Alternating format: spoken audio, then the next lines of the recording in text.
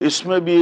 جن حضرات کو رشتے میں، چاہے وہ بچے ہیں یا بچیاں ہیں، رشتے میں جو رکاوٹ آ جاتی ہے، بعض دفعہ ایسے ہوتا ہے کہ کوئی سبب نہیں بن رہا ہوتا، بات بن جاتی ہے اور آخری کنارے پہ جا کر بالکل ختم ہو جاتی ہے۔ اور یہ ایک معاشرے میں اس وقت بہت زیادہ یہ مسائل پھیلے ہوئے ہیں۔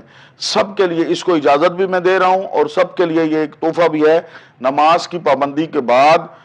101 مرتبہ سورہ کوثر، انا اعطیناک الکوثر فصلی لربک وانحر ان شانئک هو الابتر، 101 مرتبہ پڑھنی ہے، باوضو ہو کر پڑھیں، اور کوشش کریں کہ ایک وقت مقرر کر لیں، وقت چینج نہ کریں، کوئی شرعی عذر ہو جائے، پریشانی ہو تو بدل لیں، ورنہ 101 مرتبہ سورہ کوثر پڑھیں، اور اس نیت سے پڑھیں کہ یا اللہ میرے لیے بہترین سبب پیدا فرما دے۔ یہ لڑکا یا لڑکی خود بھی پڑھ سکتے ہیں، اگر وہ خود پڑھیں تو بہت افضل ہے، اگر خود نہیں پڑھ سکتے تو والدہ یا والد یا بہن بھائی کوئی بھی پڑھ سکتا ہے، لیکن اس میں ایک تو نماز کی پابندی، اور دوسرا